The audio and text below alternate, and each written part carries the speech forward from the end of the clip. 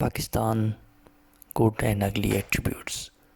This is my very old presentation I have presented in university many years ago. Just before starting, I would say that the presentation will be more easy to understand if you have studied or seen the movies adapted by the concept of George Orwell's books Big Brother 1984 and The Animal Farm. So the presentation uses concept phrases from these two concepts.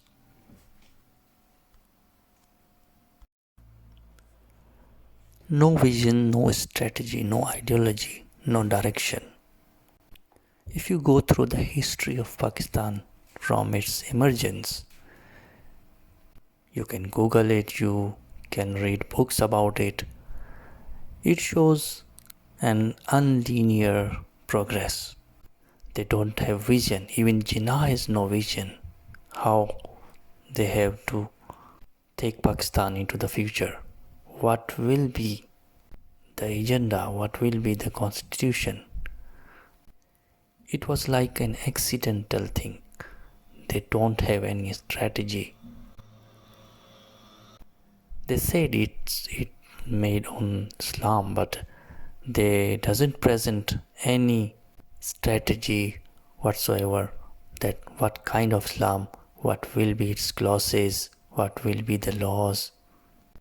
So it was a directionless steps. On the one hand, we can get phrases from Jinnah about secularism. On the other hand, he also supported Islamic country. The people of Pakistan were very confused and polarized. Many Muslims left India only because of their economical needs, but they don't understand what path they should take so that they can have economical freedom and prosperity. And later the army took advantage of this mess. While came into existence 15 millions of people displaced, more than million killed. Some unaware who say they're self-intellect and scholars, they say our elders have sacrificed for this. But the Pakistan plan was ready in June 1947. There was not even a single person is murdered. It was the result of a division that causes this genocide, the killing and the murders on the both sides. So Pakistan was made on the bodies of the millions.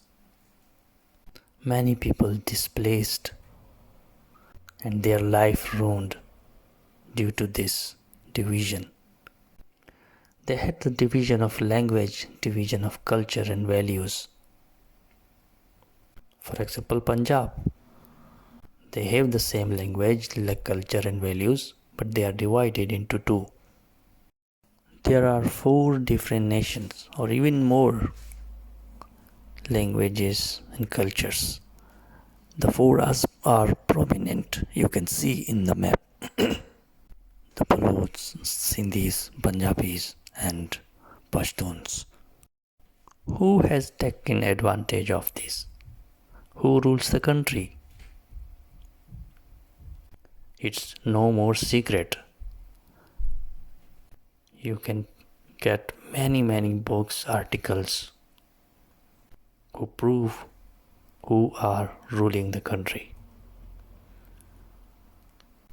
And whatever the civilian government is in front, Big Brother's always watching. I have written once, in one respect, the difference between India and Pakistan is, in India, Supreme Court decides the age of Chief of Army Staff, and in Pakistan, Chief of Army Staff decides the age of civilian government. And it's evident from many governments that if Big Brothers not wanted that, they have expelled them on any charge using judiciary and other means. usually traitor. Still, they are ordering the elected representatives the way to play. They set the rules for government, they set the foreign policy and everything, and they take the lion's share. The tool they are using is used by many centuries. That's religion. See the GHQ's distribution channels. Some has said that Jinnah was a secularist. Even if he was, the parties try to Islamize the Jinnah. So the country gone from secularism and democracy to theocracy. Behind the most wanted person. So there's an uncomfortable mystery behind Osama living in Pakistan for 5 years. Even more. Attacks by jihadis in India in 1993 and 2008, supported by Pak Army. It's evident from many books and many reports that it has been heaven for many terrorists who attacked the many countries in the world. Like in Animal Farm, Snowball, who was exposed, he was expelled. She have written Military Incorporated, exposed the army businesses, and she cannot live in Pakistan. The prime ministers who dared for democracy are killed, assassinated, and the people who speak for truth, rationality, humanity, equality are lynched or dead. So, no room for rational thinking in Pakistan. There is no freedom of press, freedom of speech, death of objective journalism. And in this jungle, lion is getting his share. No one can question, even elected government cannot question the defense budget in the parliament. In addition to this, illiteracy, unemployment, health issues, extremist and increasing population, people of Pakistan are facing the problem of corruption also. They are defamed in Pakistan. One is Nobel Prize winners and others Nobel Prize winners for peace. One is for physics. But they are treated as traitors in Pakistan. Coming to good points, these are the main historical places and it's natural. These are the traditional dresses of Punjab, Sindhi folk dresses,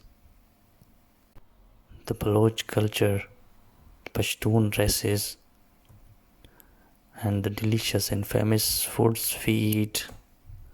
It's biryani, halim, nahari, gajar ka halwa, halwa of carrot, dessert of carrot, kheer, jalebi, gulab jamun and many others.